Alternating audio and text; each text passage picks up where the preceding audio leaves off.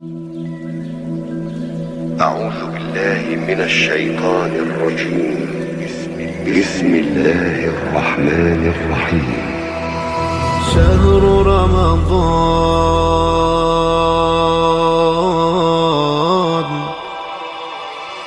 شهر رمضان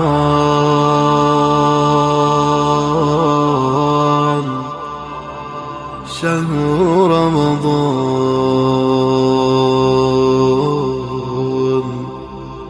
شهر رمضان.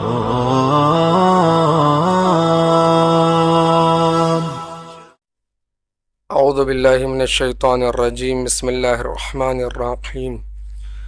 وبہ نستعین انہ خیر ناصر ومعین. وصلی اللہ علی محمد وآلہ الطاہرین ولعنۃ اللہ علی اعدائہم اجمعین من الآن الی قیام یوم الدین. اما بعد فقد قال اللہ فی کتابہ الکریم.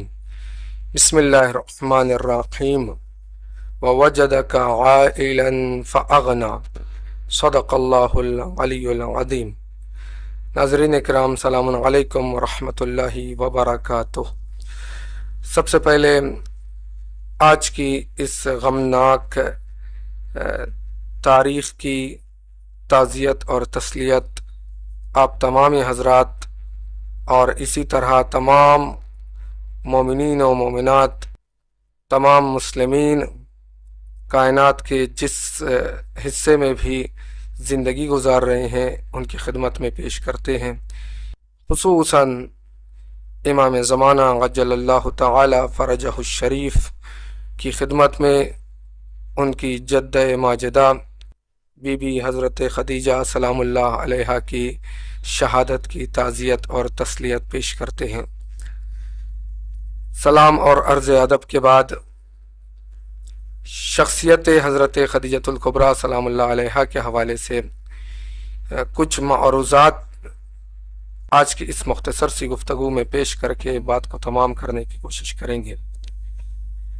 کسی بھی انسان یا کسی بھی شخصیت کی زندگی کا ہم مطالعہ کرتے ہیں تو ہمیں چند چیزیں غور کرنے کی ضرورت ہوتی ہے.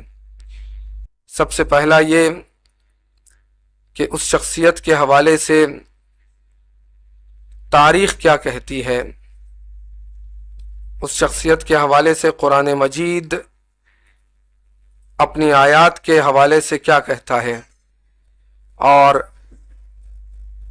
پیغمبر اکرم اور ائمہ معصومین علیہ الصلاۃ والسلام کی زندگی میں اس شخصیت کے حوالے سے کون سے اقوال موجود ہیں، تاکہ ہم بہتر طریقے سے اس عظیم شخصیت کی معرفت حاصل کریں اور اپنی زندگی میں اس شخصیت کے اعمال و رفتار و گفتار و کردار کو عملی میدان میں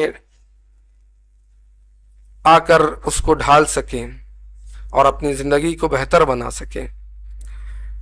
شخصیت حضرت خدیجہ سلام اللہ علیہا چاہے وہ تاریخ کے اعتبار سے ہو یا قرآن مجید کے اعتبار سے ہو یا احادیث معصومین علیہ الصلاۃ والسلام کے اعتبار سے ہو، کامل ترین اور بارز ترین شخصیت ہے.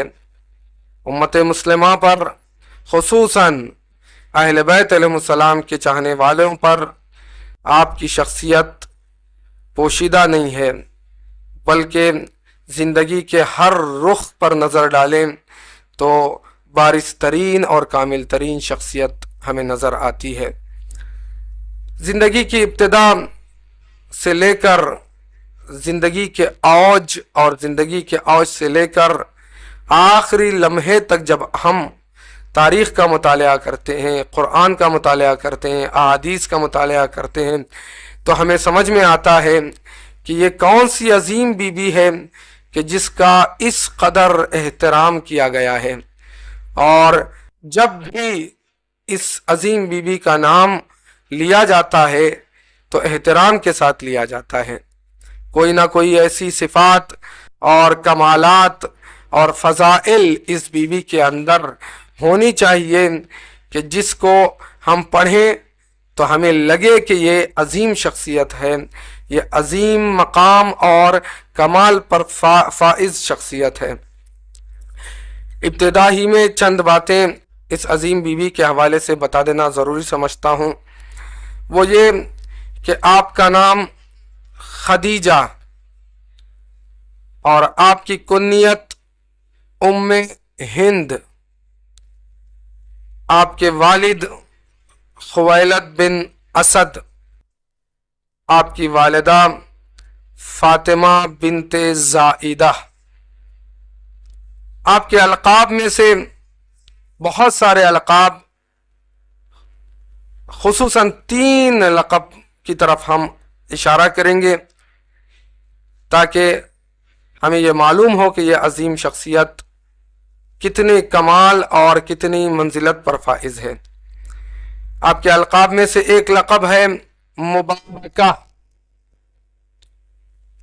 اور جیسا کہ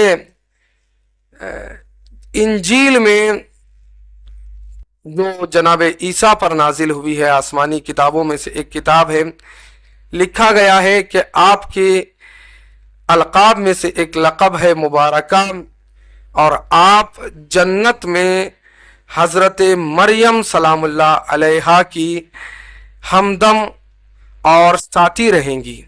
یہ کتنا بڑا کمال ہے۔ جب ہم اس لفظ مبارکہ اور ہمدم مریم کی طرف غور کریں گے تو معلوم ہوگا کہ یہ کوئی معمولی شخصیت نہیں ہے کہ جس کے لیے پیغمبر اکرم نے جب رشتہ بھیجا جناب خدیجہ سلام اللہ علیہا نے تو پیغمبر اکرم نے قبول فرمایا۔ پیغمبر اکرم کی ذات کا قبول کرنا اس بات کی دلیل ہے کہ یہ بلند شخصیت ہے کہ جو پورے عالم اسلام پر چھا جائے گی۔ تو پہلا لقب کتاب انجیل کے اعتبار سے مبارکہ ہے، اور جنت میں جناب مریم سلام اللہ علیہا کی ہمدم اور ساتھی کہلائیں۔ دوسرا لقب زمانے جاہلیت میں، دیکھیں کسی بھی چیز کو ہم پرکھنا چاہتے ہیں تو ہمیں یہ دیکھنا پڑے گا کہ وہ چیز کہ جس کی طرف ہم اشارہ کر رہے ہیں یا پڑھ رہے ہیں وہ چیز کس دور میں پیش آئی ہے اور کس ماحول میں اس چیز کی طرف اس شخصیت کو نسبت دیا جا رہا ہے۔ آپ کا لقب زمانہ جاہلیت میں پیغمبر اکرم سے شادی کے بعد نہیں، پیغمبر اکرم سے شادی کے بعد جب پیغمبر اکرم نے اعلان رسالت کیا اس وقت نہیں، بلکہ اعلان رسالت سے پہلے، پیغمبر اکرم سے شادی سے پہلے زمانہ جاہلیت میں آپ کو طاہرہ کے لقب سے یاد کیا جاتا تھا۔ اور اس لقب پر ہم جب فوکس کریں گے اس لقب کو اور اس پر غور و فکر کریں گے کہ دور جاہلیت میں آپ کو طاہرہ کہا جاتا تھا تو آپ کتنی پاک دامن اور عفیف تھی کہ جس کی بنا پر آپ کو طاہرہ کہا جاتا تھا۔ دیکھیں جب ہم تاریخ دور جاہلیت کا مطالعہ کرتے ہیں تو ہمیں معلوم ہوتا ہے کہ دور جاہلیت میں بدفعلیاں عام تھی، پاک دامن عورت کا ملنا بہت مشکل تھا، کسی نہ کسی اعتبار سے کسی خاتون پر کے اندر خامیاں پائی جاتی تھیں، لیکن اس کے باوجود ایسے ماحول میں کہ جہاں پر ایک خاتون کا پاک دامن ہونا کمال تھا، ایسے ماحول میں آپ کو طاہرہ کے نام سے یاد کیا جاتا تھا، تو آپ خود سمجھ لیں کہ کتنی عظیم اور پاک دامن بیوی تھی کہ جس کو دور جاہلیت میں کے لوگ طاہرہ کہہ کر پکارتے تھے۔ تیسرا لقب کہ جو عظیم لقب ہے بی بی کا وہ ہے سیدہ نسوان، یعنی تمام عورتوں کی سردار۔ یعنی اسلام سے پہلے آپ کو عورتوں کی سردار کہا جاتا تھا، جس دور میں آپ زندگی کرتی تھیں۔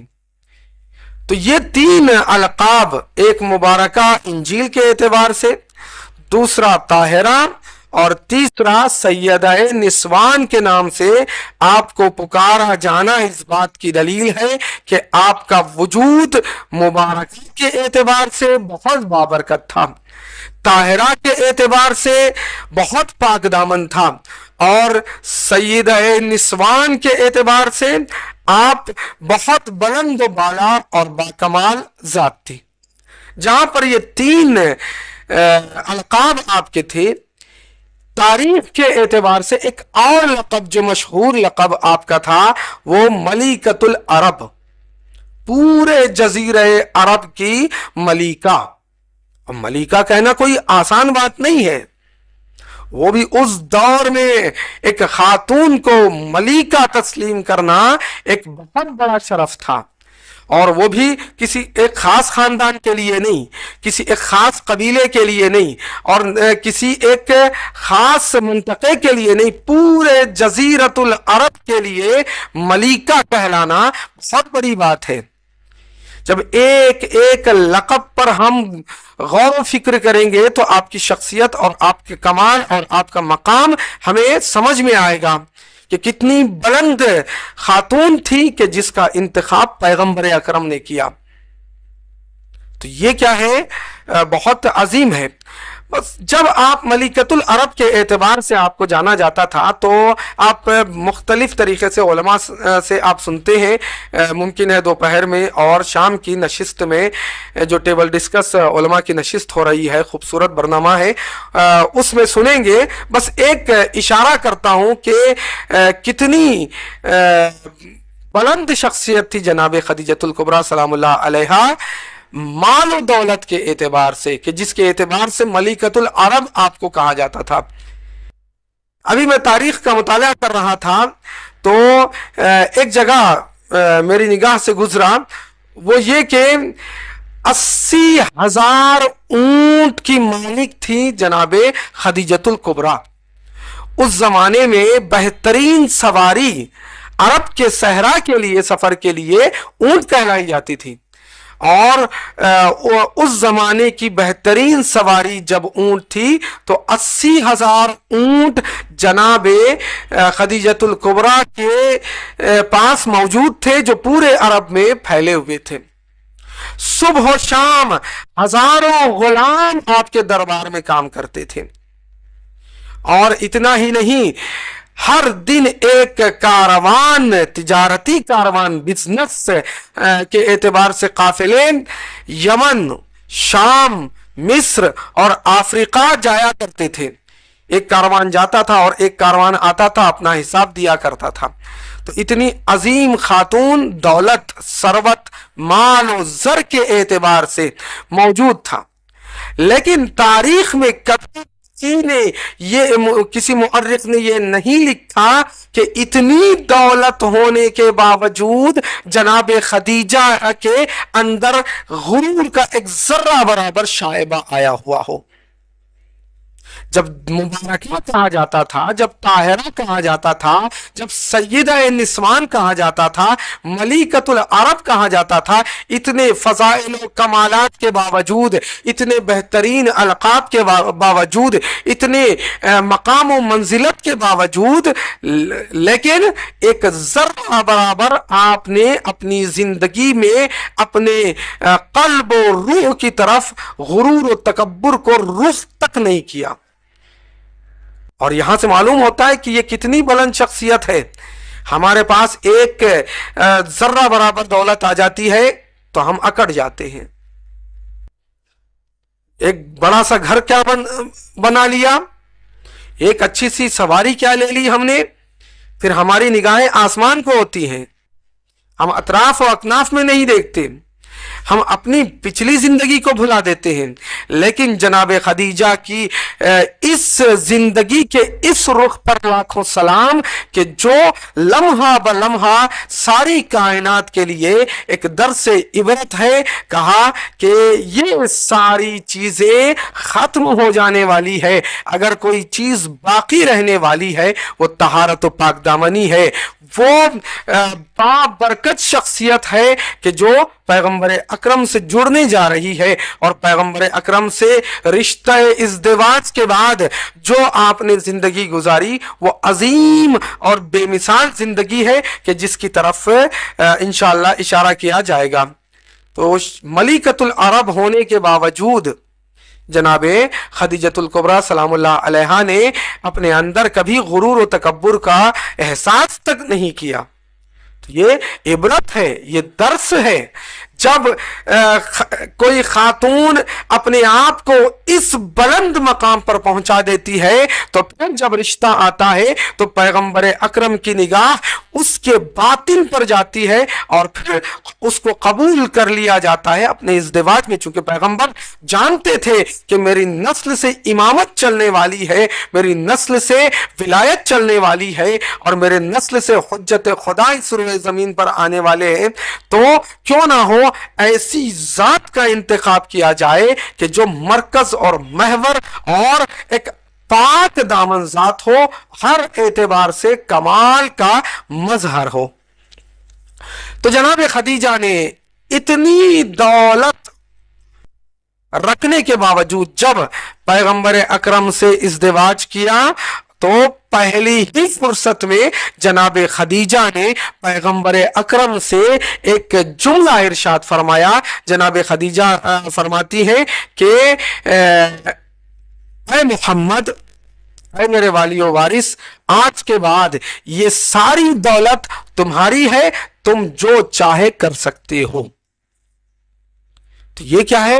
معمولی بات نہیں ہے۔ تھوڑا سا سامان کیا لے آتی ہیں ہماری قوم کی خواتین، جب بات آتی ہے تو تانا دینے لگتی ہے کہ فلاں چیز کس نے بنائی، فلاں چیز کس نے بنائی، کس نے یہ گاڑی تم کو دی، کس نے یہ گھر تم کو دیا، یہ میں نے حاصل کیا یا میرے بابا نے دیا یا میرے بھائی نے دیا۔ یہ ساری چیزیں ختم ہو جاتی ہے اگر ایک جملے پر غور کر لیا جائے جناب خدیجہ کی۔ ملکۃ العرب ہونے کے باوجود جناب خدیجہ یہ فرما رہی ہے کہ یہ سب دولت آپ کی ہے۔ یہ کیا ہے؟ معمولی بات نہیں ہے۔ جناب خدیجۃ الکبریٰ سلام اللہ علیہا کی شخصیت کا اظہار ہوتا ہے ان جملات کے ذریعے سے۔ تو ہمیں معلوم ہوا 4 عظیم القاب جناب خدیجۃ الکبریٰ کے: طاہرہ، مبارکہ، سیدہ نسوان اور ملکۃ العرب۔ اب آئیے جناب خدیجہ سلام اللہ علیہا کی شخصیت کو ہم قرآن مجید سے سمجھنے کی کوشش کریں گے۔ سوال یہ پیدا ہوتا ہے کہ کیا قرآن مجید میں جناب خدیجہ کا ذکر ہے؟ کہاں، بے شک ذکر ہے۔ بہت ساری آیات ہیں، ان میں سے ہم نے مہم 3 آیات کا انتخاب کیا ہے۔ غور کریں،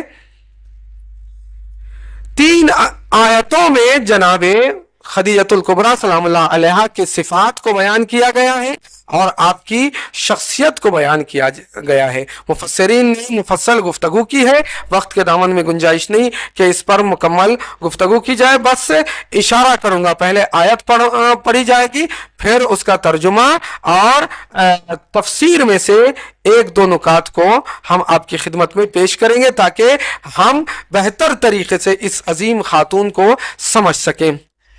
سورہ شعراء آیت نمبر 214، سورہ شعراء آیت نمبر 214 میں خداوند عالم ارشاد فرما رہا ہے، بسم اللہ الرحمن الرحیم، وَأَنذِرْ عَشِيرَتَكَ الْأَقْرَبِينَ۔ بہت خوبصورت آیت ہے۔ سورہ شعراء آیت نمبر 214 میں اس آیت میں خداوند عالم ارشاد فرما رہا ہے، تم اپنے قریبی رشتہ داروں کو، قرابت داروں کو، اپنے ریلیٹیو نزدیک کے ہیں، ان کو ڈراؤ، ان کو دین سمجھاؤ۔ ان کو بتاؤ کہ حقیقت دین کیا ہے. وَأَنذِرْ ڈراؤ تم ان کو. کس چیز سے ڈراؤ؟ یہ ایک مفصل بحث ہے، انشاءاللہ آئندہ گفتگو کی جائے گی اگر تو اللہ کی جانب سے توفیق ہوئی. وَأَنذِرْ عَشِيرَتَكَ الْأَقْرَبِينَ.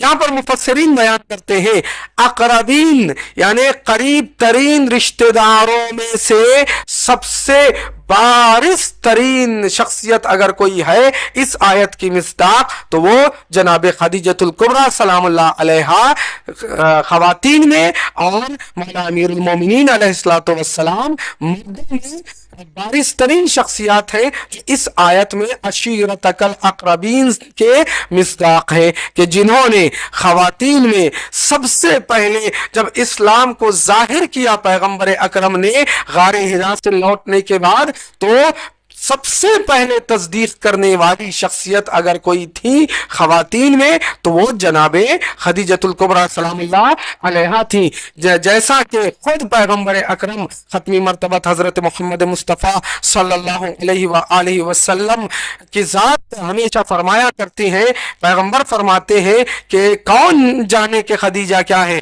خدیجہ اس عظیم خاتون کا نام ہے کہ جب ساری دنیا نے مجھے جھٹلا دیا تو اس وقت سب سے پہلے میری تصدیق کرنے والی اگر کوئی شخصیت تھی تو وہ جناب خدیجۃ الکبریٰ سلام اللہ علیہا ہے. یعنی جن کی صداقت اور جن کے اقرار دین کا کلمہ پیغمبر پڑھ رہے ہوں اس عظیم خاتون کو جناب خدیجۃ الکبریٰ سلام اللہ علیہا کہا جاتا ہے. یہ عظیم ذات ہے. پہلی آیت ہم نے بیان کیا وَأَنذِرْ عَشِيرَتَكَ الْأَقْرَبِينَ. اس کے مصادیق میں سے ایک اقربین کا مصداق جو بارز ترین مصداق ہے خواتین میں وہ جناب خدیجۃ الکبریٰ سلام اللہ علیہا ہے. دوسری آیت سورہ فرقان آیت نمبر 74 سورہ فرقان آیت نمبر 74 میں خداوند عالم ارشاد فرما رہا ہے والذین یقولون ربنا هب لنا من ازواجنا وذریاتنا قرۃ اعین واجعلنا للمتقین اماما. یہ ایک عظیم ترین آیت ہے کہ جس آیت میں جناب خدیجۃ الکبریٰ کا ذکر پوشیدہ ہے. محمد بن عباس نے ابی سعید خدری سے روایت کی ہے کہ آپ صلی اللہ علیہ وآلہ وسلم نے فرمایا اس آیت کے اعتبار سے والذین یقولون ربنا هب لنا من ازواجنا ایک وذریاتنا دو قرۃ اعین تین وجعلنا للمتقین اماما چار. یہ چار لفظ ہیں، چار کلمے ہیں کہ جس کی تشریح میں پیغمبر اکرم ارشاد فرماتے ہیں کہ میں نے جناب جبرائیل سے پوچھا کہ اے جبرائیل بتاؤ اس آیت میں ازواجنا ہماری ازواج سے مراد کون ہے؟ وذریاتنا ہماری ذریت اور ہماری نسل سے مراد کون ہے؟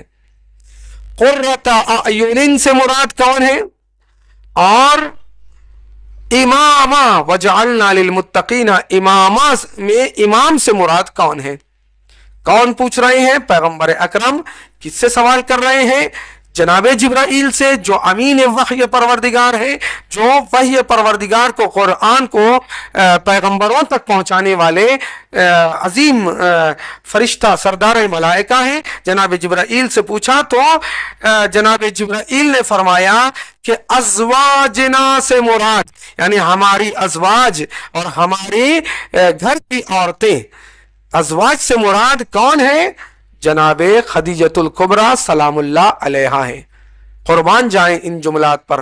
پوچھنے والا معصوم، جس سے پوچھا جا رہا ہے وہ معصوم فرشتہ، جس ذات کی گواہی ایک معصوم فرشتہ آیت کا مصداق بتا رہی ہے وہ عظیم ذات ہے. ازواجنا سے مراد جناب خدیجۃ الکبریٰ سلام اللہ علیہا ہے. تو اس آیت میں بھی ایک کلمے کی مصداق جناب خدیجۃ الکبریٰ سلام اللہ علیہا ہے. ذریاتنا سے مراد जनाब जिब्राइल फरमाते ऐ पैगंबर ज़ुर्रियातिना, जो इस आयत में मौजूद है, नस्ल, हमारी नस्ल से मुराद, हमारी ज़ुर्रियत से मुराद कौन है? जनाब शहजादी कौनैन हज़रत फातिमा ज़हरा सलामुल्लाह अलैहा है। वक़ुर्रत अयुनिन कौन है इनसे मुराद? कहा कि मेरे आंखों की ठंडक से मुराद जनाब इमाम हसन और इमाम हुसैन अलैहिस्सलातो वस्सलाम हैं। और चौथा जुमला जो इमाम वजअलना लिलमुत्तकीना इमामा में इमाम से मुराद अली इब्न अबी तालिब अलैहिस्सलातो वस्सलाम की जात है। चार कलमे, चारों से मुराद और उनके मसादिक कौन है बयान किया। उनमें से एक मिन जुमला शख्सियत के जो अज़वाजना की मिज़दाक है वो जनाब खदीजतुल कुबरा सलामुल्लाह अलैहा है। ये क्या है? आयत बयान की गई, दो आयतें सूरह शुअरा 214 और सूरह फुरकान 74 और आखिरी आयत सूरह ज़ुहा आप लोग पढ़ते हैं, वद्दुहा वल्लैलि इज़ा सजा। तो इस आयत की, इस सूरह की 8वीं आयत में खुदावंद आलम इरशाद फरमा रहा है ववजदका आइलन फअगना। जब तुमको तहीदस्त, तंदस्त और खाली हाथ पाया तो हमने तुमको क्या किया? गनी बना दिया। अब यहां पर गौर करने की बात है, 3 आयतें आप मुसलसल देखें। एक आयत 6वीं आयत में खुदावंद आलम इरशाद फरमा रहा है आलम यजीद का यतीमन फआवा, क्या हमने तुमको यतीम पाया तो तुमने पनाह नहीं दी? तो किसने पनाह दी थी? जनाब अब्दुल मुत्तलिब जब तक मौजूद थे 8 साल की उम्र तक जनाब अब्दुल मुत्तलिब पनाहगाह पैगंबर थे। और जनाब अब्दुल मुत्तलिब के बाद से लेकर पैगंबर अकरम की जिंदगी जो 50 साल की जिंदगी में 8 साल आप निकाल लें, 20 साल जिसने पैगंबर अकरम की सरपरस्ती की वो जनाब अबू तालिब है। और इधर जब गनी और बेनियाज बनाने की बात आई तो जनाब खदीजतुल कुबरा सलामुल्लाह अलैहा ने गनी बनाया। तो जब यहाँ पर मुफस्सिरीन बयान करते हैं जब कोई इंसान पूरे खुलूस के साथ सिर्फ अल्लाह के लिए काम करता है तो खुदावंद आलम को उसका काम इतना पसंद आता है कि वो उसके काम को अपना फेल करार देते हुए फरमाता है अलम यजिद का यतीमन फआवा, जब तुमको यतीम पाया तो पनाह नहीं दी, और जब तुमको तहीदस्त और खाली हाथ पाया तो बेनियाज नहीं किया। तो इससे ये साबित होता है कि बेनियाज करने वाली जो अजीम ज़ात है, मुफस्सिरीन बयान करते हैं कि वो जनाब खदीजतुल कुबरा सलामुल्लाह अलैहा की ज़ात है। तो 3 आयतें जो अजीम आयतें हैं कि जिसमें पहली आयत में अकरबीन यानी करीब तरीन रिश्तेदार से मुराद शहजादी जनाबे खदीजतुल कुबरा की जात है। दूसरी आयत में अज़वाजना से मुराद हमारी ज़ात से मुराद जनाबे खदीजतुल कुबरा से, और तीसरी आयत में फ़अगना से मुराद जनाबे खदीजतुल कुबरा सलामुल्लाह अलैहा थी कि जिस जात ने जनाबे पैगंबर को अपनी पूरी दौलत देकर कहा ये आपकी दौलत है, आज के बाद इस पर आपका इख्तियार है, आप जो चाहे इसमें क्या है इसको इस्तेमाल कर सकते हो। जैसा कि पैगंबर अकरम ने इस दौलत को राह इस्लाम में खर्च किया, इसी एतबार से हम लोग जनाब खदीजतुल कुबरा सलामुल्लाह अलैहा को मुहसिना इस्लाम कहा जाता है कि जनाब खदीजा का एहसान है इस्लाम और मुस्लिमीन पर कि जिस जात ने हर एतबार से पैगंबर अकरम की मदद की, और उस वक्त मदद की जिस वक्त कोई यावर मददगार नहीं था पैगंबर अकरम का। आप देखें तारीख को उठाकर पढ़िए, वक्त ज़ाहिरन खत्म हो रहा है हमारा, बस यहीं पर आखिरी जुमलात कह के बात को तमाम करूंगा। तारीख को उठाकर पढ़िए। सबसे पहला मरहला इकरार करना इस्लाम का, اس کے بعد پیغمبر اکرم کو حوصلہ دینا، قدم قدم پر حوصلہ دیا کرتی تھی جناب خدیجۃ الکبریٰ کا کوئی بات نہیں ہے، یہ تمہیں جادوگر کہیں تو کیا ہوا، یہ تمہیں دیوانہ کہیں تو کیا ہوا، یہ تمہیں پاگل کہیں تو کیا ہوا، شاعر کہیں تو کیا ہوا، کوئی بات نہیں، رنج نہ کھانا، اپنے مشن کو آگے بڑھاتے جانا۔ اور یہ حوصلہ افزائی کرنے والی عظیم ذات جناب خدیجۃ الکبریٰ سلام اللہ علیہا تھی۔ تو جب ہم تاریخ کا مطالعہ کرتے ہیں تو ہمیں صاف ظاہر ہوتا ہے کہ یہ وہ عظیم ذات تھی کہ جو اسلام کا ایک پلر تھی، ایک مضبوط ستون تھی، اور پیغمبر اکرم کی طاقت کا نام جناب خدیجۃ الکبریٰ تھی۔ تو یہ کیا ہے، ہر اعتبار سے دیکھیے، مارکیٹ کے اعتبار سے کوئی انسان کسی کی مدد کر دے، یہ معمولی بات ہے، یہ زیادہ کمال نہیں ہے۔ کمال یہ ہے کہ انسان شانہ بشانہ ہر مصیبت میں آگے آگے بڑھتا چلا جائے۔ ملکۃ العرب جیسی عظیم ذات، شاید جس ذات نے کبھی بھوک اور پیاس کو برداشت نہ کیا ہو، لیکن ایسی خاتون 3 سال شعب ابی طالب میں پیغمبر اکرم کے ساتھ بھوک اور پیاس کو برداشت کرتی رہی، یہ کمال ایمان جناب خدیجۃ الکبریٰ ہے۔ کہا میری جان چلی جائے تو چلی جائے، لیکن آپ کے مشن میں کوئی آنچ آنے نہیں دوں گی۔ یہ جناب خدیجۃ الکبریٰ ام المومنین سلام اللہ علیہا تھی کہ جو ہر قدم جناب پیغمبر اکرم کی ذات کا حوصلہ افزائی، ہمت، طاقت، قوت دیتی رہی، کہ جس کی بنا پر جناب پیغمبر اکرم نے جس سال جناب خدیجۃ الکبریٰ کی وفات ہوئی، اور اسی سال پیغمبر اکرم کے چچا سرپرست ولی جناب ابو طالب علیہ السلام کی وفات ہوئی، تو اس سال کو عام الحزن یعنی غم کا سال قرار دیا۔ یعنی یہ 2 عظیم شخصیتیں تھیں کہ جن پر احسان تھا، جن کا احسان تھا اسلام اور مسلمین پر، کہ جو بازو تھے، 2 بازو تھے پیغمبر اکرم کے لیے۔ تو یہ وہ 2 عظیم شخصیتیں۔ اور جب تک پیغمبر اکرم جناب خدیجہ کے بعد زندہ رہے، تقریباً 13 سال تک جناب پیغمبر اکرم اس دنیا میں رہے۔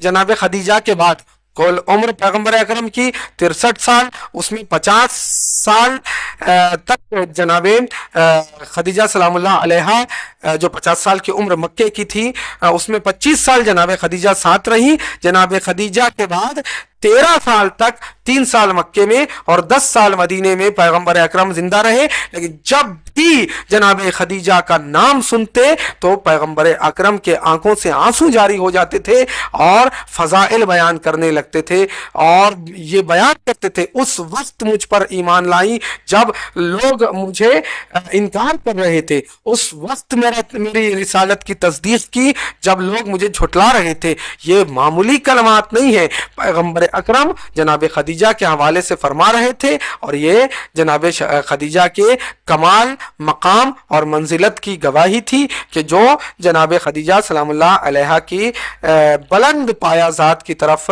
اشارہ کرتے ہیں۔ بس یہیں پر بات کو تمام کریں گے۔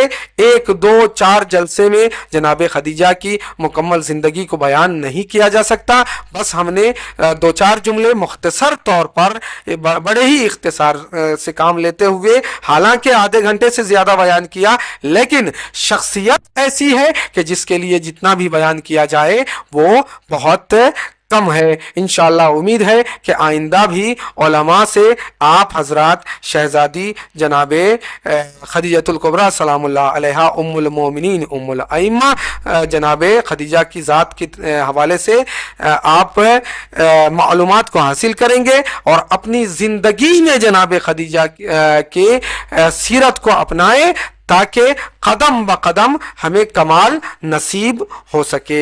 وآخر دعوانا ان الحمد للہ رب العالمین۔